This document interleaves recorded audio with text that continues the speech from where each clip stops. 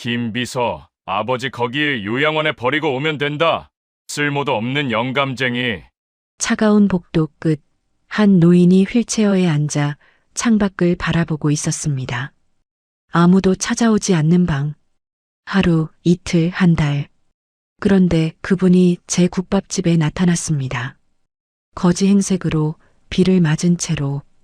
그때 저는 몰랐습니다. 그 한 그릇의 국밥이 제 인생을 송두리째 바꿔놓을 줄은. 이 이야기는 1년 전으로 거슬러 올라갑니다. 이야기 시작 전 구독과 좋아요 부탁드려요.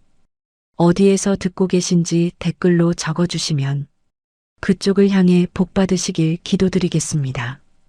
저는 올해 71살 김수님이라고 합니다. 경기도 작은 도시 중앙시장 한복판에서 국밥집을 하고 있어요. 올해로 딱 30년째예요. 순이민의 국밥이라고 간판 글씨가 다 발해서 순인의 국처럼 보이는 그 집이 제 전부였습니다. 새벽 4시면 일어나요. 사골을 끓이고 파를 썰고 깍두기 간을 맞추고 눈이 오나 비가 오나 30해를 그렇게 살았습니다. 남편은 10년 전에 먼저 갔어요. 위암이었거든요. 발견됐을 때는 이미 늦었습니다. 석 달을 버텼어요. 마지막 날 남편이 제 손을 잡고 그러더라고요. 순이마, 국밥집은 접지 마. 내가 거기 있어야 사람들이 밥을 먹지. 그 말이 유언이었습니다. 그래서 접지 못했어요. 아니, 접을 수가 없었습니다. 남편이 거기 있으라고 했으니까요. 아들 재혁이가 서울에 있어요. 45이에요. 결혼해서 애도 하나 있고 나름대로 잘 살고 있습니다. 근데 전화가 뜸해요. 한 달에 한 번 올까 말까? 용돈 보내주는 것도 아니고 명절에 내려오는 것도 아니고 그냥 가끔 카톡으로 엄마 건강해? 가 전부였어요. 섭섭하냐고요? 처음엔 섭섭했어요. 목이 메는 날도 있었습니다. 근데 10년이면 무뎌지더라고요. 사람이 참 간사한 게 외로움도 익숙해지면 그냥 공기 같아져요. 있는 줄도 모르고 살게 됩니다. 그래도 새벽에 혼자 국밥 끓일 때면 가끔 눈물이 나요. 왜 나는지도 모르겠어요. 그냥 나요. 그날도 그런 날이었습니다. 장마가 시작된 6월이었어요. 비가 퍼붓고 있었거든요. 시장에 사람이 없었습니다. 옆집 떡볶이 아줌마도 일찍 문 닫았고 건너편 생선가게 사장님도 좌판을 접었어요. 저는 혼자 앉아서 텔레비전을 보고 있었습니다. 냄비에 국밥이 보글보글 끓고 있었고 저녁 7시가 넘었으니 이제 닫아야 하나 싶었어요. 그때였습니다. 유리문 너머로 사람 하나가 보였어요. 비를 맞고 서 있었습니다. 그냥 서 있는 게 아니라 문 앞에서 들어올까 말까 망설이는 것 같았어요. 저는 자리에서 일어났습니다. 문을 열었더니 거지 같은 행색의 노인이 서 있었어요. 키가 크고 마른 체형이었는데 어깨가 축 처져 있었습니다. 찢어진 올리브색 야상에 회색 셔츠, 밑단이 너덜너덜한 갈색 바지. 고무신은 한쪽이 찢어져 있었고 흰 머리카락이 비에 젖어서 이마에 쫙 달라붙어 있었어요. 그런데 눈이 이상했습니다. 거지 같은 행색인데 눈빛이 맑았거든요. 배고프다거나 불쌍하다거나 그런 눈이 아니었어요. 그냥 조용했습니다. 깊고 담담하고 뭐라고 해야 할까요? 세상에 아무것도 기대하지 않는 사람의 눈이었어요. 들어오세요. 제가 먼저 말했습니다. 노인은 한참을 서 있다가 천천히 고개를 숙이며 들어왔어요. 빗물이 뚝뚝 떨어졌습니다. 제일 구석자리에 앉았어요. 아무 말도 안 했습니다. 저는 부엌으로 갔어요. 국밥 한 그릇을 퍼담았습니다. 깍두기 한 종지, 김치 한 종지 같이 올려서 쟁반에 얹었어요. 노인 앞에 놓았습니다. 드세요. 그이가 저를 올려다봤어요. 한 3초쯤 됐을까요? 아무 말 없이 저를 바라보는데 그 눈빛에 뭐가 있었습니다. 감사함도 아니고 미안함도 아니고 그냥 놀란 것 같았어요. 누가 자기한테 밥을 내밀었다는 사실에 놀란 것 같았습니다. 그이는 고개를 숙이고 먹기 시작했어요. 소리 없이 천천히 밥알 하나 흘리지 않고 깨끗하게 먹었습니다. 그릇 바닥이 훤히 보일 때까지 다 먹고 나서 자리에서 일어났어요. 주머니를 뒤적거렸습니다. 아무것도 없었겠지요. 손이 멈추더니 고개를 푹 숙였어요. 돈이 없습니다. 그 목소리가 아직도 잊히질 않아요. 낮고 갈라진 목소리인데 부끄러움이 묻어 있었거든요. 이 나이에 밥 한 그릇 값도 못 내는 자기가 부끄러웠던 거예요. 코끝이 찡했습니다. 괜찮아요. 어차피 남은 거예요. 남은 거 아니었어요. 마지막 한 그릇이었습니다. 근데 왜 그런 말이 나왔는지 모르겠어요. 그냥 그 사람한테 창피를 주고 싶지 않았어요. 그게 전부였습니다. 노인은 허리를 깊이 숙여 인사하고 빗속으로 다시 걸어 나갔어요. 등이 비에 젖어가는 게 보였습니다. 크고 넓은 어깨가 비를 맞으면서 점점 작아졌어요. 문을 닫고 빈 그릇을 치우는데 손이 떨렸습니다. 왜 떨리는지도 모르겠었어요. 그냥 그 사람의 돈이 없습니다라는 말이 자꾸 귓가에 맴돌았거든요. 설거지를 하고 가스불을 끄고 불을 다 껐습니다. 시장 골목이 캄캄했어요. 비는 여전히 내리고 있었고 저는 우산을 쓰고 집으로 걸었습니다. 골목을 돌아서는데 혼잣말이 나왔어요. 내일도 오시려나? 왜 그런 생각을 했을까요? 모르겠어요. 그냥 그 빈 그릇이 자꾸 떠올랐습니다. 밥알 하나 안 남기고 깨끗이 비운 그 그릇이요. 집에 오니 밤 10시였어요. 라면 하나 끓여 먹고 이불을 폈습니다. 천장을 보면서 생각했어요. 내일은 국밥을 한 그릇 더 끓여야겠다. 그 노인이 올지 안 올지도 모르면서 이미 한 그릇 몫을 마음속에 남겨두고 있었더라고요. 그리고 다음 날 진짜 왔어요. 같은 시간, 같은 자리, 같은 행색으로 아무 말 없이 문을 열고 들어와서 제일 구석 자리에 앉았습니다. 저는 아무것도 묻지 않았어요. 그냥 국밥 한 그릇을 내밀었습니다. 그이도 아무 말 없이 받아서 또 깨끗이 비웠어요. 그 다음 날도 왔습니다. 그 다다음 날도요. 일주일이 지났습니다. 그이는 진짜 매일 왔어요. 저녁 6시 반이면 어김없이 문을 열고 들어왔습니다. 같은 자리, 제일 구석 테이블. 아무 말 없이 앉으면 제가 국밥 한 그릇을 갖다 놓고 그이는 소리 없이 다 비우고 고개 숙여 인사하고 나갔어요. 한 번도 주세요라고 말한 적이 없었습니다. 한 번도 감사합니다라고 말한 적도 없었어요. 그냥 오고 먹고 갔습니다. 처음 며칠은 괜찮았어요. 어차피 남는 국밥이니까 라고 스스로 합리화를 했거든요. 근데 일주일이 넘어가니까 슬슬 부담이 됐습니다. 하루 한 그릇이면 한 달에 30그릇이에요. 사골값, 밥값, 반찬값. 저한테는 작은 돈이 아니었거든요. 그런데도 못 끊겠더라고요. 왜 못 끊냐면 그이가 밥을 먹을 때 표정이 있었어요. 첫 술을 뜰 때 눈이 살짝 감기거든요. 한 1초쯤. 아주 짧은 순간인데 그게 마치 기도하는 것 같았어요. 밥 한 술에 감사하는 사람의 표정이었습니다. 그걸 보면 차마 안 된다는 말이 안 나왔어요. 보름이 지나니까 시장 사람들이 알기 시작했습니다. 순이미가 거지한테 매일 밥을 퍼준대. 떡볶이집 미경이 언니가 먼저 말을 꺼냈어요. 대놓고 말한 건 아니고 옆집 과일 가게 아줌마한테 하는 말을 제가 들은 거였습니다. 아이고, 자기도 빠듯하면서 무슨 봉사활동이야. 저러다 거지가 눌러앉으면 어쩌려고. 불쌍한 건 맞는데 저건 좀 아니지 않아? 처음엔 못 들은 척 했어요.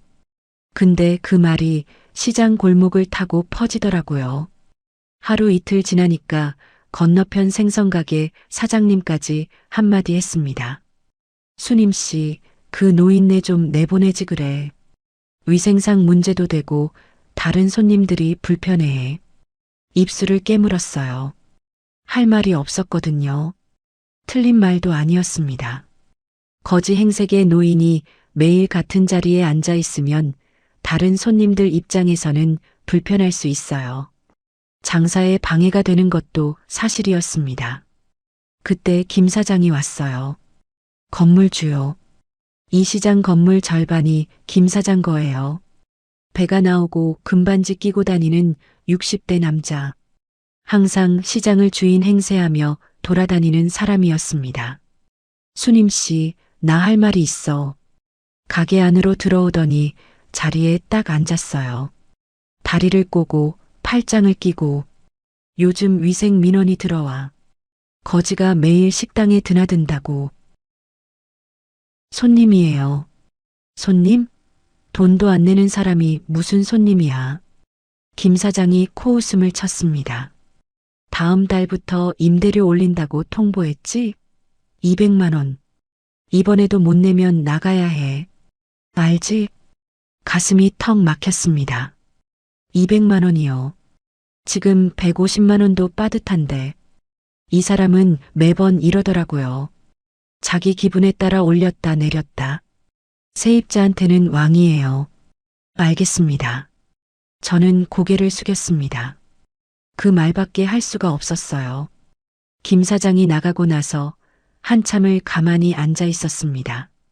눈물이 날 것 같았는데 안 나왔어요. 10년 동안 혼자 울다 보면 눈물도 마르더라고요. 그날 저녁 그이가 또 왔습니다. 같은 시간, 같은 자리. 국밥을 내밀면서 속으로 생각했어요. 이번 달까지만 하자. 미안하지만 나도 살아야 하니까. 그런데요. 그날 밤이었습니다.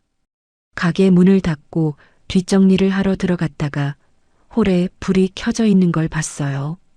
분명 껐는데 싶어서 나가봤습니다. 그이가 있었어요. 테이블을 닦고 있었습니다. 행주를 어디서 가져왔는지 한 테이블씩 꼼꼼하게 닦고 있었어요. 의자를 들어서 올려놓고 바닥에 떨어진 반찬 부스러기를 손으로 주워 담고 그 큰 체구가 허리를 깊이 숙이고 한 뼘 한 뼘 훔치고 있었습니다. 저는 문 뒤에 서서 그 모습을 봤어요. 말이 안 나왔습니다.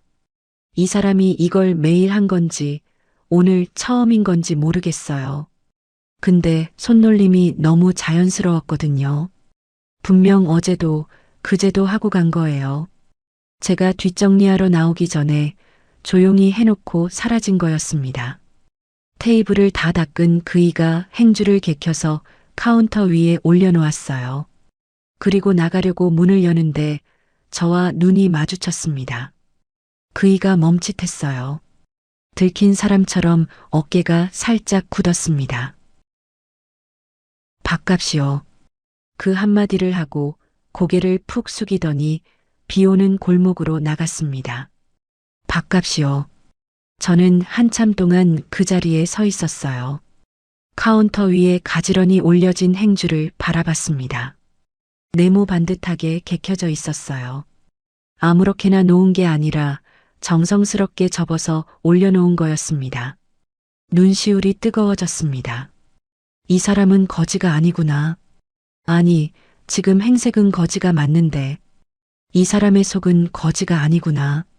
뭔가 사정이 있는 사람이구나. 밥 한 그릇 얻어먹는 게 부끄러워서 자기가 할 수 있는 걸로 갚으려고 한 거구나.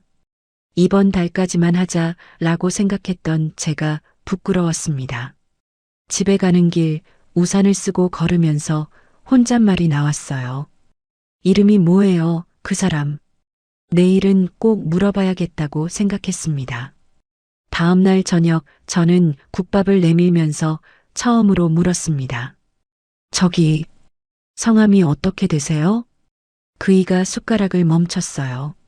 한참을 가만히 있더니 고개를 들지 않은 채 낮은 목소리로 말했습니다. 만수요. 만수. 그게 전부였어요. 성도 안 알려주고 어디 사는지도 몇 살인지도 그냥 만수. 만수 씨. 제가 한번 불러봤어요. 그이가 그때 처음으로 저를 올려다봤습니다. 눈이 마주쳤어요. 깊고 담담한 그 눈. 1초도 안 됐을 거예요. 그이가 바로 고개를 숙였거든요. 근데 그 짧은 순간에 저는 봤습니다. 그 눈 안에 뭔가가 흔들린걸요. 자기 이름을 누군가가 불러준 게 오랜만인 것 같았어요. 심장이 이상하게 뛰었습니다. 이 나이에 무슨 심장이 뛰냐고요. 저도 모르겠어요. 근데 뛰었어요. 쿵, 딱 한 번. 그 뒤로 저는 매일 만수 씨라고 불렀습니다. 국밥 내밀 때마다 만수 씨, 오늘 깍두기 잘 됐어요. 만수 씨, 비 오니까 천천히 드세요. 만수 씨, 국이 좀 짠가? 솔직히 말해요. 그이는 대답을 거의 안 했어요. 고개를 끄덕이거나 고개를 젓거나 가끔 괜찮아요가 전부였습니다. 말이 없는 사람이었어요. 정말 돌처럼 말이 없었습니다. 근데 행동은 달랐어요. 어느 날 아침이었습니다. 새벽 4시에 가게 문을 열었는데 대파가 다듬어져 있었어요. 저는 분명 어젯밤에 대파를 안 손질하고 갔거든요. 피곤해서 내일 하지 뭐 하고 그냥 잤습니다. 근데 아침에 보니까 대파가 한 단 전체 깨끗하게 다듬어서 채반 위에 올려져 있었어요. 뿌리도 잘리고 시든 잎도 제거돼 있고 칼질 솜씨가 보통이 아니었습니다. 만수 씨였어요. 제가 가게 닫고 간 뒤에 와서 한 거였습니다. 그 다음 날은 깍두기 무가 깍둑썰기 되어 있었어요. 그 다다음 날은 식당 뒷문 경첩이 고쳐져 있었습니다. 삐걱거리던 문이 소리 없이 열렸어요. 이건 보통 일이 아니거든요. 공구가 있어야 하는데 어디서 구해왔는지 나사까지 새 걸로 갈아 끼워져 있었습니다. 일주일 동안 쭉 그랬어요. 월요일에는 무거운 쌀포대가 창고에서 주방으로 옮겨져 있었고, 화요일에는 막힌 배수구가 뚫려 있었고, 수요일에는 깨진 선반이 나무로 받쳐져서 수평이 맞춰져 있었어요. 목요일에는 가스레인지 불이 고르게 나오도록 버너가 청소돼 있었습니다. 전부 제가 가게 문 닫은 뒤에 일어난 일이었어요. 저는 한 번도 부탁한 적이 없었습니다. 만수 씨도 한 번도 말한 적이 없었어요. 그냥 했습니다. 매일 밤 조용히 와서 조용히 하고 조용히 사라졌어요. 처음엔 신기했어요. 그 다음엔 고마웠어요. 그 다음엔 무서웠습니다. 이런 사람이 세상에 있나 싶어서요. 아무 대가 없이 말 한마디 없이 밥 한 그릇의 빚을 이렇게까지 갚으려는 사람이 30년 동안 식당을 하면서 이런 사람은 처음이었거든요. 그리고 저는 한 가지를 더 알게 됐습니다. 만수 씨의 손을요. 어느 날 국밥을 내밀다가 우연히 손이 스쳤어요. 깜짝 놀랐습니다. 거칠었거든요. 굳은 살이 단단하게 박혀 있었어요. 근데 그냥 거친 게 아니라 뭔가 오래 쓴 사람의 손이었어요. 도구를 다루는 사람, 뭔가를 만드는 사람의 손. 이 사람은 원래 거지가 아니다. 확신이 들었습니다. 뭔가 사연이 있는 사람이다. 근데 물어볼 수가 없었어요. 물어보면 떠날 것 같았거든요. 한 달이 지났어요. 7월이 됐습니다. 그날은 장마가 잠깐 멈춘 날이었어요.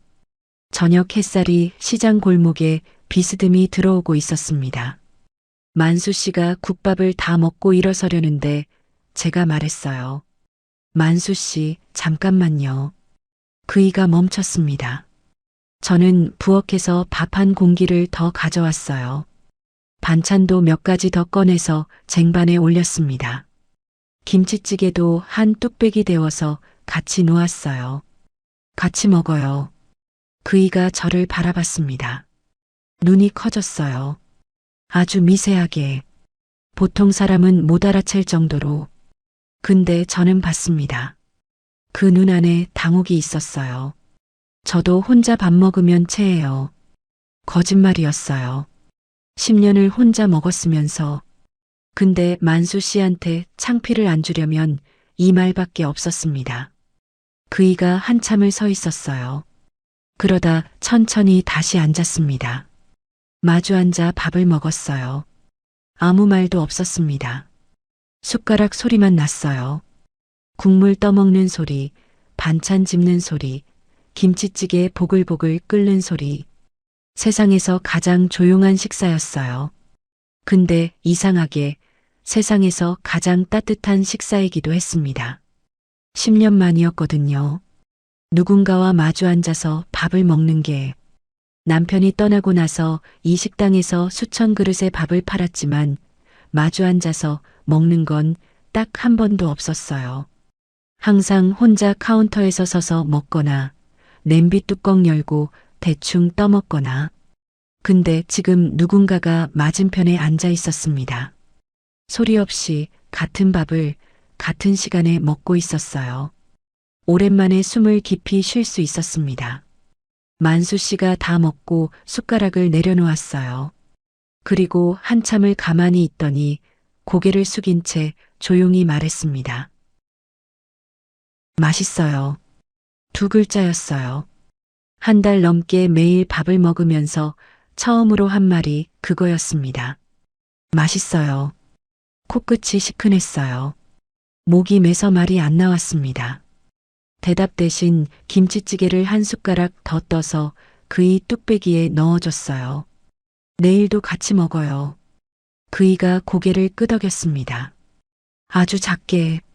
가게 문을 닫고 집에 가는데 시장 골목이 이상하게 환해 보였어요. 가로등이 더 밝아진 건 아닌데 왜 그런지 몰라요. 발걸음이 가벼웠습니다. 이 나이에 이런 감정이 뭐람. 혼자 웃으면서 걸었더라고요. 근데요, 그 다음 날 만수 씨가 안 왔어요. 6시 반이 지나고 7시가 지나고 8시가 됐는데 빈 구석 자리만 덩그러니 있었습니다. 가슴이 덜컥 내려앉았습니다. 하루가 지났습니다. 만수 씨가 안 왔어요. 처음엔 괜찮았어요. 사람이 매일 올 수는 없으니까요. 어디 좀 아픈가 아니면 다른 데서 밥을 먹었나 그런 생각을 했습니다. 근데 이틀째 안 오니까 마음이 이상해지더라고요. 국밥을 끓이면서 자꾸 시계를 봤어요. 6시, 6시 반, 7시. 유리문 너머로 시장 골목이 보이는데 그 큰 키가 안 보였습니다. 구석자리에 국밥 한 그릇을 미리 갖다 놓았어요. 식을까봐 뚜껑을 덮어놨습니다. 8시가 넘도록 그 뚜껑은 열리지 않았어요. 사흘째 되던 날 저는 참지 못하고 앞치마를 벗었습니다. 가게 문에 잠시 자리 비움이라고 종이를 붙이고 나왔어요. 30년 동안 장사 중에 가게를 비운 적이 손에 꼽는데 그날은 나갔습니다. 왜 나갔냐고요? 저도 모르겠어요. 근데 안 나가면 안 될 것 같았어요. 가슴이 답답해서 숨이 안 쉬어졌거든요. 시장 골목을 돌았습니다. 떡볶이집 골목, 생선가게 뒷길, 채소 창고 쪽. 만수 씨가 어디에서 오는지 한 번도 물어본 적이 없었어요. 어디에서 자는지도 모르고 어디로 가는지도 모르고 저는 그 사람에 대해 아는 게 이름 석자뿐이었습니다. 시장 밖으로 나갔어요. 큰 길을 걷다가 고가도로 아래를 지나는데 문득 발이 멈췄습니다. 느낌이었어요. 설명이 안 돼요. 그냥 그 아래를 들여다봐야 할 것 같았습니다. 고가도로 아래 콘크리트 벽에 기대어 만수 씨가 쓰러져 있었습니다. 심장이 멈추는 줄 알았어요. 뛰어갔습니다. 다리가 떨렸지만 뛰었어요. 만수 씨 앞에 무릎을 꿇고 얼굴을 들여다봤습니다. 얼굴이 새하였어요. 이마에 손을 대니까 불덩어리였습니다. 이가 딱딱 부딪히는 소리가 들렸어요. 온몸이 떨리고 있었습니다. 옆에 물 한 병이 비어서 나뒹굴고 찢어진 비닐봉지에 약국 봉투가 보였어요. 혼자서 약을 사 먹으려고 했던 거였습니다. 만수 씨, 만수 씨, 흔들었어요. 눈이 살짝 떠졌다가 다시 감겼습니다. 초점이 없었어요. 119를 불러야 하나 생각했습니다. 근데 이 사람은 신분증도 없고 보험도 없을 거예요. 병원에 가면 어쩌지? 돈은 누가 내지? 보호자는 2초 만에 결론이 났어요. 제가 데려가면 되지. 만수 씨를 일으켰습니다. 키가 크고 뼈대가 있는 사람이라 무거웠어요. 근데 살이 없어서 생각보다 가벼웠습니다. 그게 더 마음이 아팠어요. 이 큰 체구에 살이 이것밖에 안 남은 거구나. 어깨에 팔을 걸치고 제 허리로 허리를 받쳤습니다. 한 걸음씩 고가도로 밑에서 시장까지가 한 15분 거리인데 그날은 1시간이 걸렸어요. 시장 상인들이 쳐다봤습니다. 순임이가 저 거지를 업어왔네. 아이고 저것 봐라. 진짜 별짓을 다 하네. 다 들렸어요. 근데 신경 쓸 겨를이 없었습니다. 가게 뒷방으로 데리고 갔어요. 이불을 깔고 눕혔습니다. 겉옷을 벗기는데 그 찢어진 야상 안에 셔츠가 땀으로 흠뻑 젖어 있었어요. 수건으로 닦아주고 마른 옷으로 갈아입혔습니다.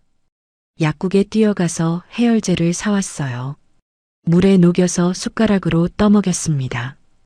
이마에 차가운 수건을 올렸어요. 30분마다 갈아줬습니다. 죽을 끓였어요. 호박죽이요. 남편이 아플 때 항상 끓여줬던 거였습니다. 10년 만에 다시 끓이는 호박죽이었어요. 밤이 깊어갔습니다. 만수 씨는 의식이 오락가락했어요.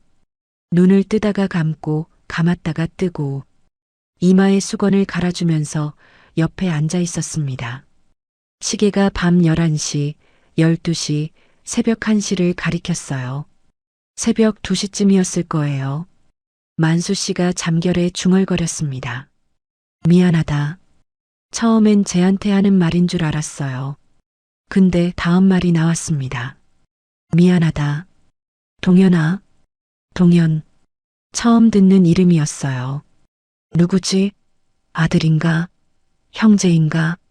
만수 씨의 얼굴에 고통이 서렸습니다. 자는데도 미간이 찌푸려지고 입술이 파르르 떨렸어요.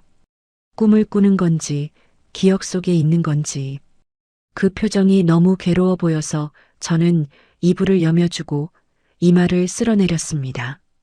괜찮아요. 여기 있으니까. 괜찮아요. 왜 그런 말이 나왔는지 모르겠어요. 이 사람이 누군지도 모르면서, 동현이가 누군지도 모르면서, 근데 그 순간에는 그 말밖에 생각이 안 났습니다. 만수 씨의 떨림이 조금씩 잦아들었어요. 제 목소리를 들은 건지, 시간이 지나서인지, 미간의 주름이 풀리고 호흡이 고르게 변했습니다. 새벽 4시가 됐어요. 국밥집을 10시간이었습니다. 근데 일어날 수가 없었어요. 만수 씨 곁을 떠나면 안 될 것 같았거든요. 그날 처음으로 가게를 안 열었습니다. 30년 만에 처음이었어요. 아침 8시에 전화가 울렸습니다. 아들 재혁이었어요. 엄마, 나 재혁이. 반가워서 전화를 받았는데 아들 목소리가 싸늘했어요. 미경이 이모한테 들었어. 엄마가 거지를 가게에 데리고 와서 재우고 있다면서 떡볶이집 미경이 언니가 재혁이한테 전화를 한 거였습니다. 이 시장은 비밀이 없어요. 아침이면 전부 퍼지거든요. 재혁아, 그게 아니라. 아니긴 뭐가 아니야. 거지를 가게 뒷방에 재워? 엄마가 지금 정신이 있어 없어? 목소리가 높아졌어요. 저는 전화기를 꼭 쥐었습니다. 아픈 사람이야. 길에서 쓰러져 있었어. 아프면 병원을 보내야지. 왜 가게로 데려가? 그 사람이 누군데? 만수 씨라는 분이야. 식당에 자주 오시는. 식당에 자주 온다고 데려다 재워? 엄마, 요즘 이상한 거 아니야? 혼자 사니까 판단력이.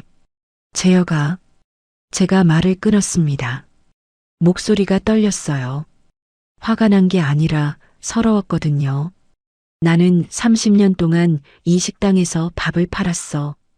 그 사람들 중에 아픈 사람, 돈 없는 사람, 힘든 사람이 얼마나 많았는지 너는 몰라. 근데 한 번도 못 본 척한 적 없어. 그게 엄마야. 전화기 너머로 한숨이 들렸습니다. 엄마, 나중에 무슨 일 생기면 어떡하려고. 무슨 일이 생기면 그때 생각해. 재혁이가 더 말하려다가 멈췄어요. 그러고 한마디 했습니다. 내가 주말에 내려갈게. 전화를 끊고 나니까 손이 떨렸습니다. 아들한테 그렇게 말한 적이 처음이었거든요. 10년 동안 전화도 잘 안 하는 아들한테 항상 그래, 알겠어. 엄마 괜찮아만 했는데 뒷방으로 들어갔어요. 만수 씨가 자고 있었습니다. 열이 많이 내렸어요. 얼굴에 혈색이 돌아오고 있었습니다. 호박죽을 데워서 머리맡에 놓았어요. 일어나면 먹을 수 있게. 그리고 옆에 앉아서 가만히 그 사람의 잠든 얼굴을 봤습니다. 이 사람이 대체 누굴까? 동현이는 누굴까? 왜 이 사람은 거리에서 혼자 살고 있을까? 궁금한 게 산더미였어요. 근데 묻지 않기로 했습니다. 이 사람이 말하고 싶을 때 말할 거라고 생각했어요. 저녁쯤 만수 씨가 눈을 떴습니다. 천장을 한참 바라보다가 고개를 돌려 저를 봤어요. 이불이 덮여 있고 머리맡에 호박죽이 있고 옆에 제가 앉아 있는 걸 확인하더니 그 깊은 눈에 물기가 맺혔습니다. 고개를 돌려 벽을 봤어요. 울고 싶은 걸 참는 거였습니다. 한참 뒤에 낮은 목소리가 들렸어요. 고마워요. 만수 씨한테서 들은 두 번째 말이었습니다. 첫 번째가 맛있어요였고 두 번째가 고마워요였어요. 저는 호박죽을 떠서 숟가락에 올렸습니다. 고맙긴요. 빨리 나와서 설거지나 해주세요. 만수 씨의 입꼬리가 움직였어요. 아주 미세하게. 웃은 건지 아닌지 모르겠었습니다. 근데 저한테는 그게 웃음으로 보였어요. 죽을 다 먹인 뒤에 만수 씨가 이불을 젖히고 일어나려 했습니다. 가야 해요. 더 이상 패 끼치면 안 돼. 짐을 싸려는 것 같았어요. 짐이랄 것도 없었습니다. 비닐봉지 하나가 전부였으니까. 저는 그 비닐봉지를 잡았어요. 놓지 않았습니다. 가야 해요. 더 이상 패 끼치면 안 돼. 만수 씨가 비닐봉지를 집으려 했어요. 저는 그 봉지를 잡고 놓지 않았습니다. 만수 씨, 그이가 멈췄어요. 가지 마세요. 목소리가 떨렸습니다. 왜 떨리는지 저도 몰랐어요. 아니, 알면서 모른 척한 건지도 모르겠어요. 밥은 누가 같이 먹어요. 그 말이 나오고 나서 얼굴이 확 달아올랐습니다. 71살에 얼굴이 빨개지다니 창피했어요. 근데 돌이킬 수가 없었습니다. 이미 나온 말이니까요. 만수 씨가 저를 봤어요. 오래 봤습니다. 이번에는 고개를 안 숙이더라고요. 깊고 담담한 그 눈이 한참을 저한테 머물렀어요. 그 눈 안에 뭐가 있었습니다. 고마움도 아니고 미안함도 아니고 그냥 따뜻함이었어요. 패가 될 텐데 패 끼치는 거 아니에요. 저도 외로웠거든요.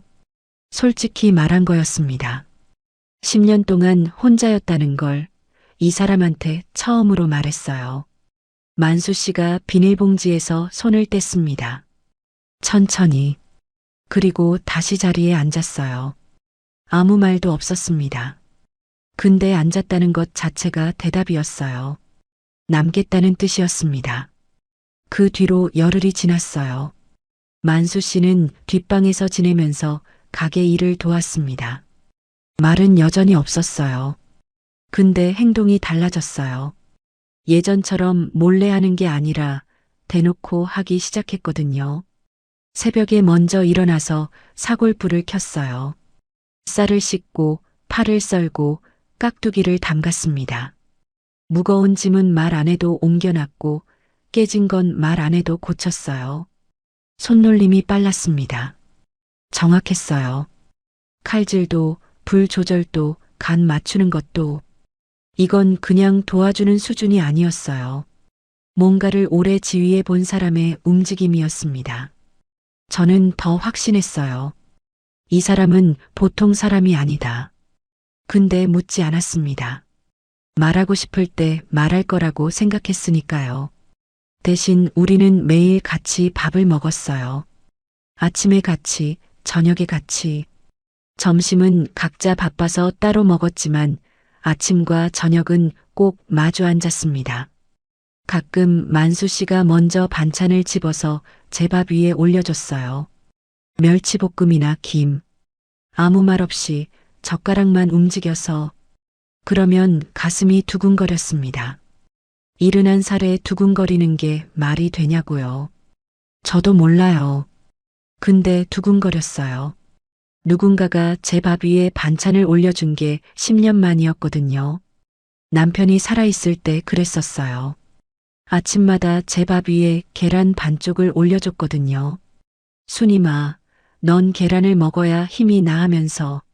만수 씨는 그 말을 안 했지만 행동이 똑같았어요.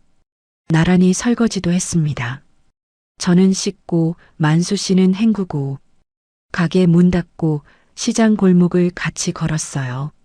아무 말 없이 골목 끝까지 가면 만수 씨가 먼저 돌아섰고 저는 반대편으로 갔습니다. 어느 날은 비가 왔어요. 우산이 하나밖에 없었습니다. 같이 써요. 제가 말했어요.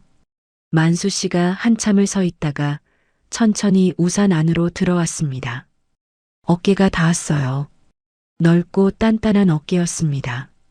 우산이 작아서 만수 씨 오른쪽 어깨가 비에 젖고 있었는데 저한테 안 젖게 우산을 기울이고 있는 게 느껴졌어요. 심장이 쿵쾅거렸습니다. 이 나이에 이 감정이 뭐람.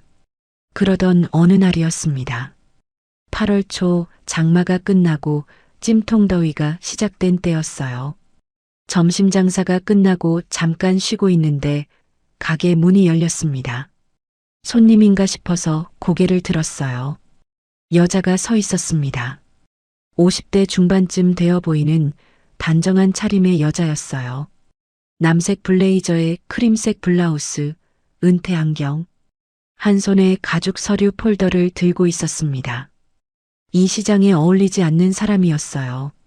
누가 봐도 사무실에서 일하는 사람이었습니다. 그 여자가 식당 안을 둘러보다가 뒷방 쪽에서 나오는 만수 씨를 봤어요. 멈췄습니다. 숨이 멈춘 것처럼 가만히 서 있었어요. 그 여자의 얼굴이 순간적으로 일그러졌습니다. 눈이 빨개지고 입술이 떨리기 시작했어요. 그리고 그 자리에 무릎을 꿇었습니다. 시장 국밥집 바닥에 양복바지 무릎이 더러워지는 것도 아랑곳 없이 회장님, 저는 귀를 의심했습니다. 회장님? 3년을 찾았습니다. 회장님, 여자가 울기 시작했어요. 소리를 죽이면서 어깨가 들썩거리면서 두 손으로 얼굴을 감싸고 엎드리다시피 했습니다. 만수 씨를 봤어요. 그이의 얼굴에서 처음 보는 표정이 스쳤습니다. 놀란 것도 아니고 당황한 것도 아니고 체념 같은 거였어요. 아, 결국 찾았구나 하는. 정숙 씨, 만수 씨가 그 여자의 이름을 불렀어요. 목소리가 담담했습니다. 일어나요. 여자가 고개를 들었습니다. 눈물 범벅인 얼굴로 만수 씨를 올려다봤어요. 회장님, 대체 이게 무슨, 이렇게 사시면 어떡합니까? 저는 카운터 뒤에서 얼어붙어 있었습니다. 다리에 힘이 풀리는 것 같았어요. 회장님, 이 사람이, 회장님, 정숙 씨, 여기서 이러지 마요. 일어나요. 만수 씨가 여자를 일으켰습니다. 그리고 저를 돌아봤어요. 그 눈이 미안하다는 눈이었습니다. 정숙이라는 여자와 만수 씨, 그리고 저, 셋이 가게 뒷방에 앉았습니다. 정숙 씨가 말했어요. 이분은 대한건설 창업주이십니다. 박만수 회장님, 대한건설. 그 이름은 저도 알았어요. 뉴스에서 본 적 있었거든요. 경기도에서 큰 건설회사, 아파트도 짓고 도로도 짓고 3년 전에 큰아들 동현 이사가 경영권을 넘기라고 압박했습니다. 회장님이 거부하시자 이사회를 움직여서 해임시키고 요양원에 강제 입원시켰어요. 강제 입원. 그 단어에 온몸에 소름이 돋았습니다. 요양원에서 탈출하신 게 1년 반 전입니다. 그 뒤로 행방이 묘연했어요. 저는 3년 동안 찾아다녔습니다. 전국을 돌았어요. 정숙 씨가 서류 폴더를 열었습니다. 안에 사진이 있었어요. 양복을 입고 건물 앞에 서 있는 만수 씨의 사진. 건설 현장에서 안전모를 쓰고 지시하는 사진. 가족 사진도 있었어요. 젊은 남자 둘, 여자 하나와 함께 웃고 있는 만수 씨 같은 사람이었습니다. 지금 옆에 앉아 있는 이 사람과 사진 속 사람이 살이 빠지고 주름이 늘었지만 그 깊은 눈만은 똑같았어요. 자기 아들이 아버지를 요양원에 가뒀어요? 제 목소리가 갈라졌습니다. 정숙 씨가 고개를 끄덕였어요. 재산 때문입니다. 회장님이 회사 지분의 51%를 사회 환원하겠다고 선언하셨거든요. 동현 이사가 그걸 막으려고. 그 순간 만수 씨가 말했습니다. 됐어, 정숙 씨. 조용한 목소리였어요. 화가 난 것도 아니고 슬픈 것도 아니고 그냥 지친 사람의 목소리였습니다. 다 지난 일이야. 지난 일이 아닙니다, 회장님. 동현 이사가 지금 회사를. 나는 돌아갈 생각 없어. 단호했어요. 만수 씨의 눈이 정숙 씨를 똑바로 봤습니다. 여기가 좋아. 여기서 이대로 사는 게 좋아. 그 말을 하면서 만수 씨가 잠깐 저를 봤어요. 아주 짧게. 0.5초도 안 됐을 거예요. 근데 저는 봤습니다. 그 눈 안에 있는 것을. 여기, 이 국밥집, 제역, 거기가 좋다는 거였어요. 정숙 씨가 돌아갔습니다. 만수 씨한테 명함을 두고 다시 오겠습니다라고 하고 나갔어요. 가게에 둘만 남았습니다. 저는 한참을 아무 말도 못했어요. 국밥 냄비를 저으면서 손이 떨리는 걸 들키지 않으려고 애썼습니다. 회장님, 대기업 창업주, 이 사람이 재벌이었어요. 그리고 저는 시장 국밥집 할머니예요. 가슴이 서늘해졌습니다. 아까까지 두근거리던 그 심장이 갑자기 차가워졌어요. 현실이 돌아온 거였습니다. 나 같은 사람이 감히. 그 생각이 머리를 꽉 채웠습니다. 국밥집 할머니가 재벌 회장한테 같이 밥 먹자고 했어요. 가지 마세요라고 했어요. 우산도 같이 썼어요. 부끄러웠습니다. 얼굴이 화끈거렸어요. 수님 씨, 만수 씨가 불렀습니다. 제 이름을 부른 건 그때가 처음이었어요. 한 달 넘게 만수 씨라고 불렀지만 그이가 제 이름을 부른 적은 한 번도 없었거든요. 수님 씨, 한 번 더 불렀어요. 저는 냄비만 저으면서 돌아보지 않았습니다. 돌아보면 울 것 같았거든요. 나는 달라진 거 없어요. 어제도 오늘도 같은 사람이야. 국밥이 맛있고 이 가게가 좋고 같이 밥 먹는 게 좋아요. 그게 전부예요. 숟가락을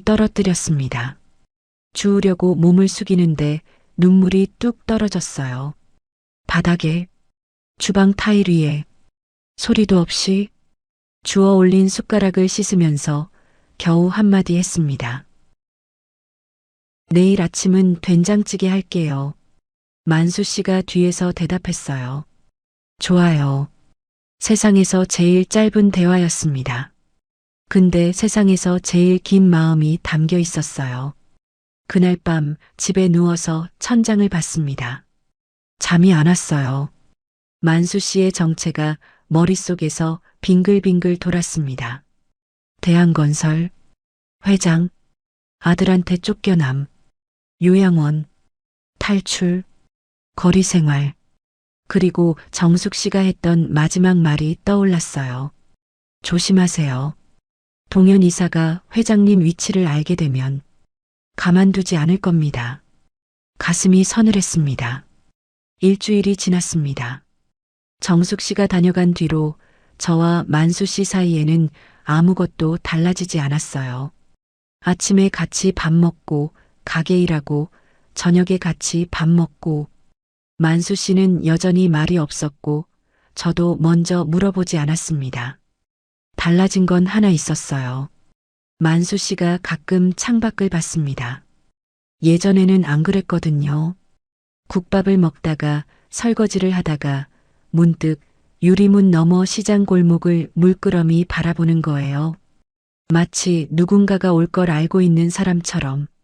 저는 그게 무서웠습니다. 그리고 그 예감은 맞았어요. 8월 중순 무더위가 한창이던 화요일이었습니다. 점심 장사가 끝나고 정리를 하고 있었어요. 가게 앞에 검은색 승용차 2대가 멈춰 섰습니다. 문이 열리더니 검은 양복을 입은 남자 4명이 내렸어요. 선글라스를 쓰고 한치의 흐트러짐도 없는 차림이었습니다. 시장 한복판에 그런 사람들이 서 있으니까 골목 전체가 조용해졌어요. 그 뒤에서 한 남자가 더 내렸습니다.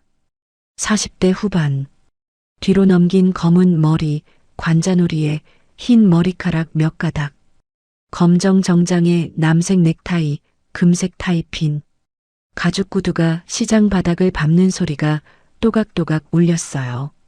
얼굴을 보는 순간 알았습니다. 사진에서 봤던 얼굴이었거든요. 정숙 씨가 보여준 가족사진 속 만수 씨 옆에 서 있던 젊은 남자.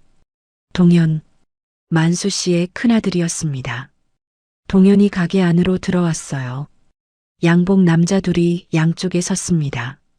아버지, 만수 씨가 주방에서 나왔어요. 아들을 봤습니다. 표정이 변하지 않았어요. 마치 올 걸 알고 있었다는 듯이 모시러 왔습니다. 가시죠. 동현의 목소리는 정중했어요. 근데 눈은 아니었습니다. 차갑고 계산적인 눈이었어요. 아버지를 보는 눈이 아니라 처리해야 할 문제를 보는 눈이었습니다. 안 간다. 만수 씨가 말했어요. 짧고 단호하게. 동현의 눈꼬리가 올라갔습니다. 아버지, 여기가 어딘지 아세요? 시장 국밥집이에요. 대한건설 창업주가 국밥집에서 설거지하면서 살고 있으면 말이 됩니까? 나한테는 된다. 체면도 없으세요? 기자들한테 알려지면. 알려지든 말든. 동현의 표정이 굳었어요. 정중함이 벗겨지고 밑에 있던 진짜 얼굴이 나왔습니다.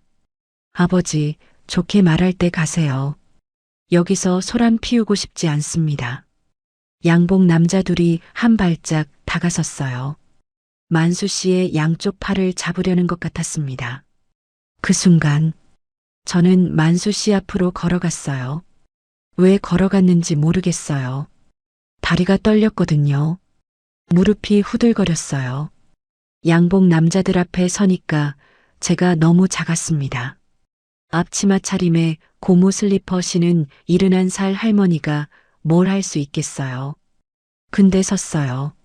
만수 씨 앞에 딱 섰습니다. 이분은 우리 식당 사람이에요. 목소리가 갈라졌어요. 근데 멈추지 않았습니다. 함부로 못 데려가요. 동현이 저를 봤어요. 위에서 아래로. 그 시선에 경멸이 들어 있었습니다. 시장 국밥집 할머니가 뭔데? 라는 눈이었어요. 할머니, 이건 집안일이에요. 상관 안 하시는 게 좋을 겁니다. 집안일이요? 목소리가 높아졌어요. 제 목소리가 아버지를 요양원에 버리고 3년 동안 거리에서 살게 만든 게 집안일이에요? 동현의 눈이 찢어졌습니다. 정숙 씨한테 들은 거라는 걸 알아챈 거예요. 그 여자가 뭔 소릴. 이분이 얼마나 힘드셨는지 알아요? 비 맞고 굶고 다리 밑에서 쓰러져 있었어요. 아들이라는 사람이 그 꼴을 만들어 놓고 모시러 왔다고요? 시장 골목이 쥐 죽은 듯 조용했습니다. 상인들이 가게 밖으로 나와서 보고 있었어요. 동현이 한 발짝 다가왔어요. 목소리를 낮추더니 말했습니다. 할머니, 마지막으로 말하는데 아버지 곁에 있으면 할머니한테 좋을 거 하나도 없어요. 이 가게가 누구 건물인지 알아보셨어요? 등이 서늘해졌어요. 그때 뒤에서 목소리가 들렸습니다. 그렇지, 그 건물 내 거야. 김 사장이었습니다. 배를 내밀고 팔짱을 끼고 동현 옆에 서 있었어요. 수님 씨, 나도 더 이상 못 봐주겠어. 당장 다음 달부터 임대료 300으로 올려. 못 내면 나가. 300만 원. 눈앞이 깜깜해졌습니다. 그리고 저거지. 아니, 저 양반을 당장 내보내. 시장 위생에 문제가 돼. 김 사장이 동현과 눈을 마주쳤어요. 사전에 짜고 온 거였습니다. 건물주를 미리 포섭한 거예요. 상인들이 수군거렸어요. 근데 아무도 저를 편들지 않았습니다. 눈을 피하거나 가게 안으로 들어가거나 떡볶이집 미경이 언니도 셔터를 반쯤 내리고 있었어요. 완전히 혼자였습니다. 다리에 힘이 풀렸어요. 주저앉을 것 같았습니다. 근데 뒤에 만수 씨가 있었어요. 이 사람 앞에서 무너지면 안 돼. 그 생각 하나로 버텼습니다. 양복 남자가 만수 씨 팔을 잡았어요. 제가 소리쳤습니다. 생전 처음 그렇게 큰 소리를 질렀어요. 양복 남자가 멈칫했어요. 시장 골목에 제 목소리가 울렸습니다. 동현이 코웃음을 쳤어요. 그리고 돌아서면서 말했습니다. 곧 다시 올게요. 아버지도 할머니도 각오하세요. 검은 차 2대가 떠났습니다. 김 사장도 혀를 차며 돌아갔어요. 시장 골목에 저와 만수 씨만 남았습니다. 다리가 풀렸어요. 그대로 가게 앞 의자에 주저앉았습니다. 손이 떨렸어요. 온몸이 떨렸습니다. 아드레날린이 빠지니까 공포가 밀려왔어요. 내가 방금 뭘 한 거지. 재벌 아들한테 대들고 건물주한테 찍히고 30년짜리 가게가 날아갈 수도 있는데 만수 씨가 옆에 앉았어요. 아무 말 없이 한참을 그렇게 앉아 있었습니다. 저녁이 됐어요. 가게 문을 닫을 시간이었습니다. 불을 끄고 냄비를 덮고 시장 골목에 어둠이 내렸어요. 뒷방에 앉아 있는데 만수 씨가 입을 열었습니다. 수님 씨, 내가 떠나면 돼요. 심장이 쪼그라드는 것 같았어요. 내가 여기 있으니까 당신까지 힘들어지는 거야. 나 때문에 가게를 잃으면 안 돼요. 만수 씨의 목소리가 떨렸어요. 이 사람 목소리가 떨리는 걸 처음 들었습니다. 떠날게요. 내일 아침에. 저는 고개를 들었습니다. 만수 씨를 봤어요. 그이도 저를 봤습니다. 이 사람의 깊고 담담한 눈이 이 순간만큼은 담담하지 않았어요. 흔들리고 있었습니다. 물기가 맺혀 있었어요. 이를 악물고 참고 있는 거였습니다. 아, 이 사람도 떠나기 싫은 거구나. 그걸 알았을 때 제 입에서 말이 나왔어요. 만수 씨, 밥 같이 먹을 사람 없으면 저도 힘들어요.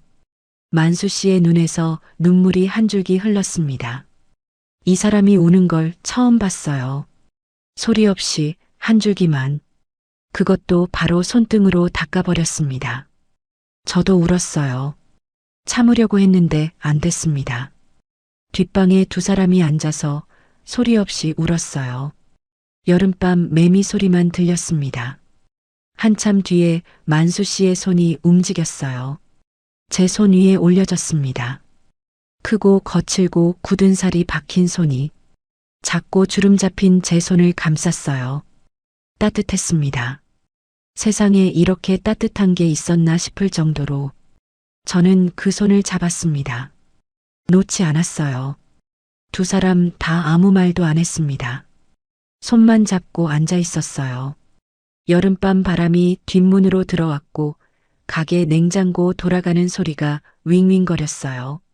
세상에서 가장 조용하고 세상에서 가장 간절한 밤이었습니다.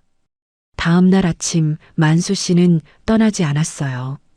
새벽 4시에 일어나 보니 만수 씨가 이미 주방에서 사골불을 켜놓고 있었습니다. 제가 들어가니까 뒤도 안 돌아보고 말했어요. 된장찌개 끓일까요? 눈물이 났습니다. 또요. 이 나이에 눈물이 이렇게 많은지 몰랐어요. 네. 앞치마를 두르면서 생각했습니다. 폭풍이 올 거야. 동현이도 김 사장도 가만 안 둘 거야. 근데 괜찮아. 혼자가 아니니까. 그날 오후 문자 하나가 왔습니다. 모르는 번호였어요. 수님 씨, 정숙입니다. 제한테 방법이 있습니다. 만나 뵐 수 있을까요? 다음 날 정숙 씨를 만났습니다. 시장 밖 커피숍에서요. 만수 씨는 가게에 남겨두고 혼자 나갔어요. 정숙 씨가 그러더라고요. 회장님 모르게 만나야 합니다. 회장님은 싸우는 걸 원하지 않으시니까요. 정숙 씨가 가죽 서류 폴더를 탁자 위에 올려놓았습니다. 수님 씨, 저는 3년 동안 이것만 준비했어요. 폴더를 열었습니다. 안에 서류가 빼곡했어요. USB 하나, 사진 여러 장, 법률 문서, 그리고 CD 한 장. 이건 뭐예요? 녹음 파일이에요. 정숙 씨의 목소리가 단단했습니다. 동현 이사가 저한테 직접 지시한 녹음이에요. 3년 전 회장님을 요양원에 보내라고 했을 때 김비서, 아버지 거기 요양원에 버리고 오면 된다. 쓸모도 없는 영감쟁이. 정숙 씨가 눈을 감았어요. 그때 김비서가 제 부하 직원이었어요. 동현 이사가 김비서한테 지시했는데 김비서가 저한테 먼저 알렸습니다. 저는 그 통화를 녹음해 뒀어요. 그때부터 모든 걸 기록했습니다. 3년. 이 사람은 3년을 준비한 거였어요. 그리고 이건요. 정숙 씨가 봉투 하나를 꺼냈습니다. 낡은 갈색 봉투. 안에 종이 몇 장이 접혀 있었어요. 회장님이 경영권을 빼앗기기 직전에 작성하신 유언장이에요. 공증까지 마친 거예요. 유언장을 펼쳤습니다. 회사 지분 51%는 대한건설사회공헌재단에 기부한다. 나머지 지분은 세 자녀에게 균등 분배한다. 그 아래에 한 줄이 더 있었어요. 이 유언장이 공개되는 날 내 곁에 있어준 모든 사람들에게 감사를 전한다. 특히 내가 가장 힘든 시간에 따뜻한 밥 한 그릇을 건네준 사람에게. 글자가 흐려졌어요. 눈물 때문이었습니다. 이 유언장은 3년 전에 쓴 거예요. 그때 만수 씨는 저를 모르고 있었어요. 근데 따뜻한 밥 한 그릇을 건네준 사람이라는 문장이. 정숙 씨가 말했어요. 회장님은 요양원에서 탈출하신 뒤로 줄곧 거리에서 사셨어요. 1년 반 동안 어디서 뭘 하셨는지 저는 몰랐습니다. 근데 수님 씨 가게에서 그렇게 살고 계셨던 거죠. 네. 수님 씨, 이 증거면 동현 이사를 끝낼 수 있어요. 강제 입원, 경영권 탈취, 유언장 은닉, 전부 형사 고발이 가능합니다. 근데 만수 씨는 싸우고 싶어 하지 않아요. 알아요. 정숙 씨가 저를 똑바로 봤습니다. 그래서 수님 씨한테 부탁드리는 거예요. 회장님이 유일하게 마음을 여신 분이잖아요. 집으로 돌아오는 길에 머리가 복잡했습니다. 싸워야 하나? 그냥 이대로 살아야 하나? 만수 씨는 싸우기 싫어하는데, 근데 동현이는 가만두지 않을 거예요. 어제 한 말이 허언이 아닐 거란 건 저도 알았습니다. 가게에 돌아왔어요. 만수 씨가 설거지를 하고 있었습니다. 등이 보였어요. 넓고 큰 등. 한때 수천 명의 직원을 이끌었을 등이 지금은 시장 국밥집에서 설거지를 하고 있었어요. 이 사람을 지켜야겠다. 그 생각이 가슴에 딱 박혔습니다. 3일 뒤 토요일이었어요. 아들 재혁이가 내려왔습니다. 전화로 내려간다고 했을 때는 또 잔소리하러 오는 줄 알았어요. 근데 재혁이 표정이 달랐습니다. 진지했어요. 엄마, 나 조사 좀 했어. 재혁이가 테이블에 앉았어요. 대한건설 박만수 회장. 인터넷에 검색하면 나와. 3년 전에 경영 일선에서 물러났다고만 나오는데 이상한 점이 한두 개가 아니야. 이사회 의사록도 이상하고 경영권 이전 과정도 비정상적이야. 엄마, 그 사람 진짜 회장이었어? 만수 씨가 뒷방에서 나왔습니다. 재혁이와 눈이 마주쳤어요. 재혁이가 자리에서 벌떡 일어났습니다. 어른신 실례지만 직접 여쭤봐도 될까요? 만수 씨가 고개를 끄덕였어요. 재혁이는 2시간 동안 만수 씨 이야기를 들었습니다. 대한건설을 맨손으로 세운 이야기, 아내와 사별한 이야기, 아들 셋을 키운 이야기, 그리고 큰아들한테 배신당한 이야기. 다 듣고 나서 재혁이가 고개를 숙였어요. 한참을요. 엄마, 응, 미안해요. 내가 몰랐어요. 재혁이 눈이 빨갛게 되어 있었어요. 엄마가 왜 이분을 지키려 했는지 이제 알겠어요. 그 말에 코끝이 시큰해졌습니다. 정숙이라는 분한테 연락해봐. 나도 돕겠어. 그로부터 일주일. 정숙 씨, 재혁이, 그리고 정숙 씨가 섭외한 변호사까지 넷이서 계획을 세웠습니다. 만수 씨한테는 비밀이었어요. 이 사람이 알면 말릴 게 뻔하니까요. 그리고 8월의 마지막 주, 그날이 왔습니다. 동현이 다시 왔어요. 이번에는 사람이 더 많았습니다. 양복 남자 6명, 그리고 서류 봉투를 든 변호사 1명까지. 아버지, 이번이 마지막이에요. 법적 후견인 신청 서류 가져왔습니다. 이 서명만 하시면 다 끝나요. 법적 후견인. 만수 씨를 법적으로 무능력자로 만들겠다는 거였어요. 서명하면 만수 씨는 다시 갇히는 겁니다. 만수 씨의 얼굴이 돌처럼 굳었어요. 저는 앞으로 나가려 했습니다. 근데 그때, 잠깐만요. 뒤에서 목소리가 들렸어요. 재혁이었습니다. 재혁이가 가게 안으로 들어왔어요. 그 뒤에 정숙 씨, 그리고 변호사, 그리고 카메라를 든 사람 2명. 기자였습니다. 동현의 얼굴이 처음으로 일그러졌어요. 뭐야 이게. 정숙 씨가 앞으로 나갔습니다. 가죽 폴더를 열고 USB를 꺼냈어요. 동현 이사님, 이거 기억하시죠? 블루투스 스피커에 연결했습니다. 재생 버튼을 눌렀어요. 시장 국밥집에 동현의 목소리가 울려 퍼졌습니다. 김비서, 아버지 거기 요양원에 버리고 오면 된다. 쓸모도 없는 영감쟁이. 시장이 쥐 죽은 듯 조용해졌어요. 그 목소리가 골목 끝까지 울렸습니다. 동현의 얼굴이 하얗게 질렸어요. 이건 불법 녹음이야. 증거 능력이. 변호사가 나섰습니다. 증거 능력은 법원에서 판단할 사안이고요. 강제 입원, 경영권 부당 탈취, 유언장 은닉. 고발장은 이미 제출됐습니다. 정숙 씨가 유언장을 꺼내 들었어요. 기자들의 카메라가 돌아갔습니다. 3년 전 공증된 박만수 회장의 유언장입니다. 회사 지분 51%를 사회환원하겠다는 내용이 담겨 있습니다. 동현 이사는 이 유언장의 존재를 알고도 은닉했습니다. 동현의 양복 남자들이 동요했어요. 하나 둘 뒤로 물러서기 시작했습니다. 월급 받고 일하는 사람들이에요. 이 판이 뒤집어지는 걸 감지한 거였습니다. 동현이 소리쳤어요.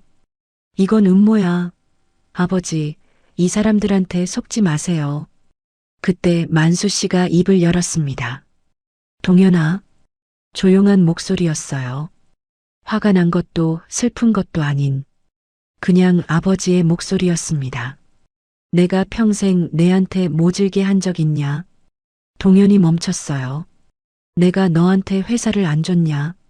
차를 안 사줬냐? 공부를 안 시켰냐? 그게 지금 51%를 사회에 돌려주겠다고 했을 때 내 몫은 줄지 않았어. 나머지를 셋이 나누면 충분했어. 근데 넌 전부를 원했지.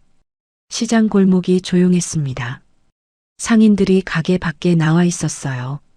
이번에는 아무도 안으로 들어가지 않았습니다. 아버지가 돈이 아까워서 그런 게 아니야. 내가 평생 만든 게 돈벌이 기계로 끝나는 게 싫었어.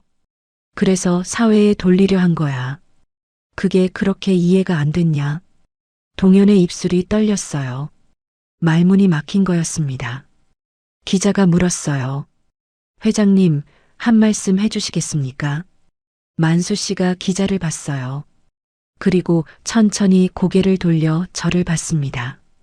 한 가지만 말하겠습니다. 만수 씨가 카운터 뒤에 서 있는 저를 향해 걸어왔어요. 시장 한복판에서, 기자 카메라 앞에서, 상인들이 보는 앞에서 1년 전에 이 식당에 처음 왔을 때 저는 세상에서 버림받은 사람이었습니다. 목소리가 갈라졌어요. 이 사람이 이렇게 많은 말을 하는 건 처음이었습니다. 돈도 없고 갈 곳도 없고 이름도 없는 사람이었어요. 근데 이 사람이 밥 한 그릇을 줬습니다. 아무것도 묻지 않고 아무것도 바라지 않고 만수 씨가 제 앞에 섰어요. 이 사람이 제 목숨을 살렸어요. 이 가게가 제 집이고 이 사람이 제 가족입니다. 시장 골목에서 누군가 코를 훌쩍거리는 소리가 들렸어요. 떡볶이집 미경이 언니였습니다. 김 사장이 슬그머니 뒷걸음질 치다가 재혁이와 눈이 마주쳤어요. 재혁이가 한마디 했습니다. 김 사장님, 임대료권은 변호사님이 따로 연락드릴 겁니다. 김 사장의 얼굴이 새파래졌어요. 동현은 변호사에게 뭔가를 소곤거리다가 양복 남자들도 없이 혼자 차에 올라탔습니다. 차 문을 쾅 닫는 소리가 시장에 울렸어요. 떠났습니다. 시장이 다시 소란해졌어요. 상인들이 웅성거리기 시작했습니다. 근데 이번에는 수군거림이 아니었어요. 순임이가 진짜 대단하네. 그 거지가 회장님이었어? 세상에 국밥 한 그릇이. 과일 가게 아줌마가 제 손을 잡았어요. 순임아, 미안해. 우리가 그때 너한테 못되게 굴었지. 떡볶이집 미경이 언니가 울면서 왔어요. 순임아, 재혁이한테 전화한 거 미안해. 나는 그냥 걱정이 돼서. 알아요, 언니. 괜찮아요. 괜찮았어요. 진짜로. 지금 이 순간은 전부 괜찮았습니다. 저는 만수 씨를 봤어요. 만수 씨도 저를 봤습니다. 그 깊고 담담한 눈이 오늘은 담담하지 않았어요. 웃고 있었습니다. 처음으로 눈이 살짝 접히고 입꼬리가 올라가고 주름 사이로 따뜻함이 넘쳐 흘렀어요. 저도 웃었습니다. 눈물이 흐르면서 세상에서 제일 이상한 표정이었을 거예요. 울면서 웃는 이른한 살 할머니. 근데 상관없었어요. 이 사람이 웃고 있으니까 그것만으로 충분했습니다. 그 뒤로 한 달이 지났습니다. 세상이 바뀌었어요. 아니, 세상은 그대로인데 제 세상이 바뀐 거였습니다. 뉴스에 나왔어요. 대한건설 창업주 친아들에 의해 요양원 강제 입원. 3년간 거리 생활. 기사가 나가고 나서 동현은 경찰 조사를 받기 시작했습니다. 강제 입원, 경영권 부당 탈취, 유언장 은닉. 혐의가 산더미였어요. 대한건설 이사회가 긴급 소집됐고 동현은 이사직에서 해임됐습니다. 만수 씨의 지분 51%는 유언장대로 사회공헌재단의 기부 절차가 시작됐어요. 만수 씨한테 사방에서 연락이 왔습니다. 변호사, 기자, 옛 동료, 둘째 아들, 막내딸. 전화가 쉴 새 없이 울렸어요. 근데 만수 씨는 전화기를 끄는 날이 많았습니다. 귀찮아요. 퉁명스럽게 말하고는 설거지를 하러 들어갔어요. 저는 그 뒷모습을 보면서 웃었습니다. 이 사람은 진짜 안 변해요. 재벌이었을 때도, 거지였을 때도, 지금도 똑같은 사람이에요. 정숙 씨가 여러 번 왔어요. 회사로 복귀하시라고. 만수 씨는 매번 같은 대답이었습니다. 복귀 안 해. 재단 일만 볼게. 그것도 여기서. 정숙 씨가 한숨을 쉬다가 저를 보며 슬쩍 웃었어요. 수님 씨, 회장님 좀 설득해 주세요. 저는 여기 계시는 게 좋은데요. 정숙 씨가 웃었습니다. 포기한 웃음이었어요. 9월이 됐습니다. 김 사장은 임대료를 원래대로 돌려놓았어요. 아니, 오히려 깎아줬습니다. 재혁이가 붙인 변호사가 한 통화했을 뿐인데 태도가 180도 바뀌더라고요. 사람이 참 간사하죠. 시장 상인들도 달라졌어요. 과일 가게 아줌마가 매일 사과를 갖다 줬고 생선가게 사장님은 광어를 통째로 들고 왔어요. 떡볶이집 미경이 언니는 아예 옆 테이블에 앉아서 수다를 떨었습니다. 순임아, 나 사실 처음부터 네가 대단하다고 생각했어. 언니 그때 셔터 내리던 거 내가 다 봤거든요. 아이고, 그건 그때 햇빛이 너무 뜨거워서. 둘이 웃었어요. 원래 사이가 나쁜 건 아니었거든요. 사람은 그래요. 무서우면 도망가고 안전하면 돌아오고. 미워할 수 없었습니다. 10월 어느 저녁이었어요. 장사를 끝내고 뒷정리를 하고 있었습니다. 만수 씨가 테이블을 닦고 있었어요. 1년 전 제가 몰래 그 모습을 봤던 것처럼. 근데 지금은 숨어서 할 필요가 없어요. 당당하게 제 옆에서. 제가 마지막 그릇을 씻고 행주로 손을 닦는데 만수 씨가 뒤에서 말했습니다. 수님 씨, 네. 잠깐 앉아봐요. 이상한 말투였어요. 평소보다 긴장된 것 같았습니다. 만수 씨가 긴장하는 건 처음 봤어요. 구석자리에 마주 앉았습니다. 그이가 저를 봤어요. 오래 봤습니다. 입을 열었다가 닫고 또 열었다가 닫고. 이 사람이 이렇게 말을 못하는 걸 처음 봤어요. 할 말이 있어요. 네. 들을게요. 만수 씨가 숨을 깊이 들이쉬었습니다. 1년 전에 이 가게 앞에 처음 섰을 때 저는 죽으려고 했어요. 심장이 멈추는 것 같았습니다. 3년을 거리에서 살면서 더 이상 의미가 없다고 생각했어요. 아들한테 버림받고 이름도 잃고 갈 곳도 없고. 그날 비를 맞으면서 이 가게 앞에 선 건 마지막으로 따뜻한 걸 한 번만 보고 싶어서였어요. 만수 씨의 목소리가 떨렸습니다. 근데 문이 열렸어요. 당신이 열었어요. 저는 아무 말도 못했어요. 목이 막혀서. 들어오세요. 그 한마디가. 그 국밥 한 그릇이 저를 살렸어요. 만수 씨가 제 손을 잡았습니다. 테이블 위에서 두 손으로 감쌌어요. 수님 씨, 나는 지금까지 살면서 대기업을 세우고 수천 명을 고용하고 빌딩을 올렸어요. 근데 그 어떤 것도 당신이 건넨 국밥 한 그릇만큼 대단하지 않았어요. 눈물이 쏟아졌습니다. 참으려고 했는데 안 됐어요. 나는 평생 말보다 행동으로 살았어요. 그래서 고백도 잘 못해요. 근데 이건 말로 해야 할 것 같아서 만수 씨가 제 눈을 똑바로 봤습니다. 좋아합니다. 수님 씨, 가슴에서 뭔가가 터졌어요. 따뜻한 게요. 온몸으로 퍼졌습니다. 손끝까지, 발끝까지, 눈시울까지. 74세 남자의 고백이었어요. 귀까지 빨개져 있었습니다. 큰 손이 떨리고 있었어요. 대기업을 세운 사람이 국밥집 테이블에서 국밥집 할머니한테 떨고 있었습니다. 저도요. 겨우 두 글자를 했어요. 만수 씨의 눈가가 젖었습니다. 입꼬리가 올라갔어요. 그 무뚝뚝한 사람이, 그 돌 같은 사람이 웃으면서 울었어요. 저도 웃으면서 울었습니다. 가게 안에 두 노인이 마주 앉아 손을 잡고 울고 있었어요. 창밖으로 가을바람이 불었고 시장 골목에 석양이 비스듬히 들어왔습니다.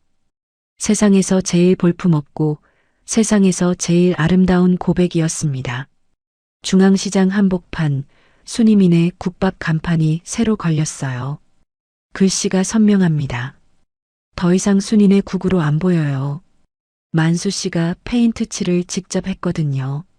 70대 중반의 사다리 위에 올라가서 제가 밑에서 만수 씨 내려와요. 위험해요. 소리 질렀는데 괜찮아요. 한마디 하고 끝까지 칠했어요. 안 변해요, 이 사람. 절대 안 변해. 가게가 넓어졌어요. 옆 가게가 빠져서 터서 넓힌 거예요. 테이블이 8개로 늘었고 주방도 넓어졌어요. 만수 씨가 비용을 대려고 했는데 제가 안 된다고 했습니다. 내 가게야. 내 돈으로 할 거야. 30년 모은 돈이랑 재혁이가 보태준 돈으로 리모델링을 했어요. 만수 씨는 살짝 서운한 표정을 지었지만 제 고집을 알아서 더 말 안 했습니다. 대신 만수 씨가 한 게 있어요. 뒷방을 예쁘게 고쳤어요.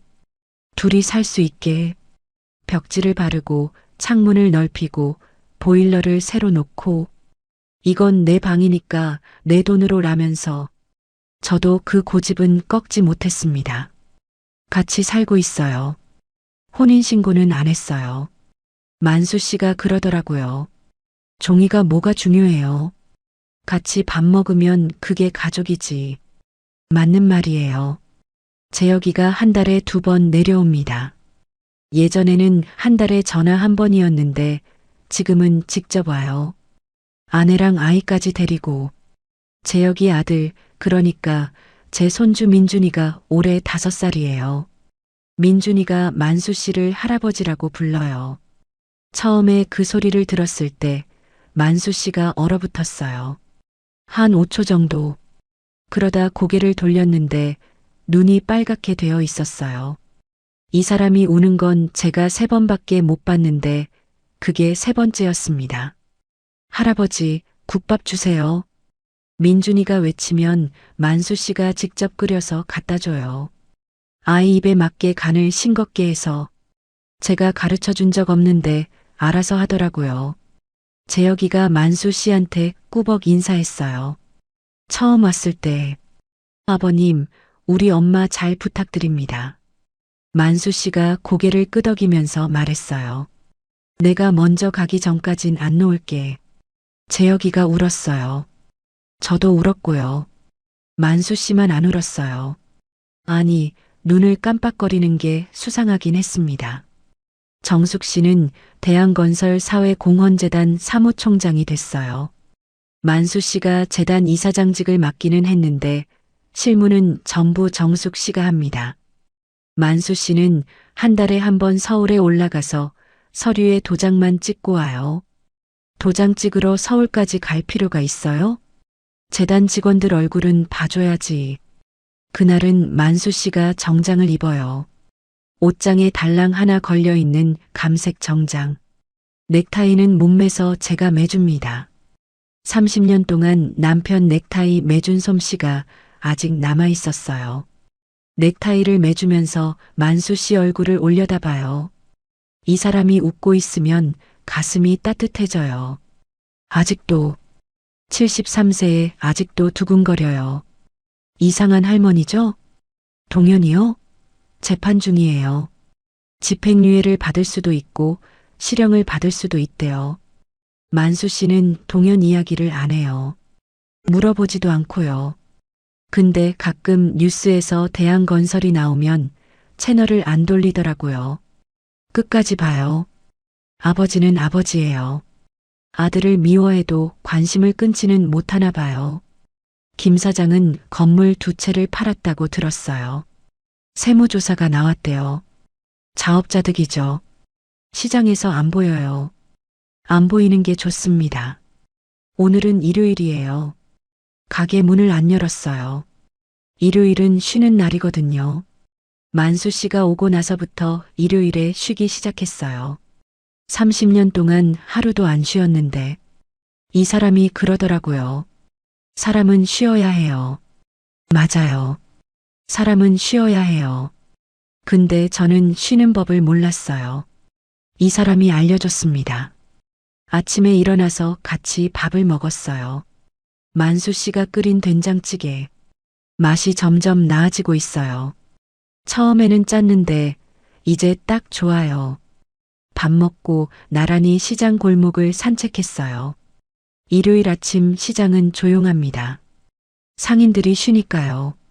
가로등 아래를 걸으면서 만수 씨가 바깥쪽으로 섰어요. 항상 그래요. 차가 다니는 쪽으로 자기가 서요. 말은 안 하지만 그이의 손이 제 손을 잡았습니다. 자연스럽게 매일 하는 것처럼 크고 거칠고 따뜻한 손. 이 손이 대기업을 세웠고 요양원 창살을 잡았고 다리 밑에서 콘크리트를 짚었고 제 가게 테이블을 닦았고 지금은 제 손을 잡고 있어요. 기구한 손이에요. 근데 지금이 제일 예뻐요.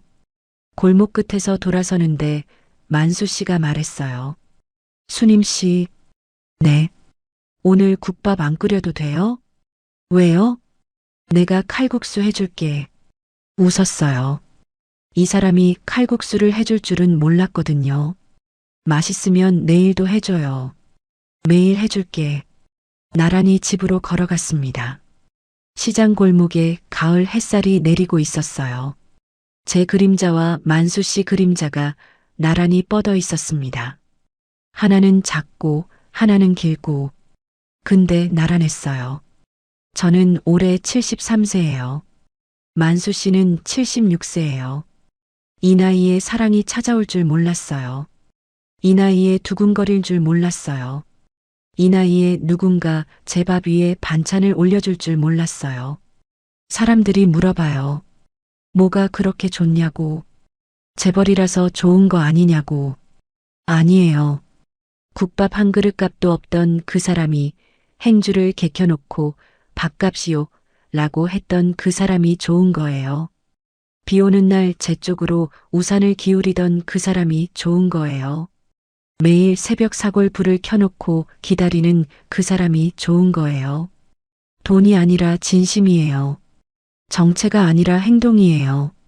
한 그릇의 국밥으로 시작된 인연이 평생의 동반자가 됐습니다. 여러분, 한 그릇의 진심이 인생을 바꿉니다. 사랑의 늦은 나이는 없습니다. 감사합니다.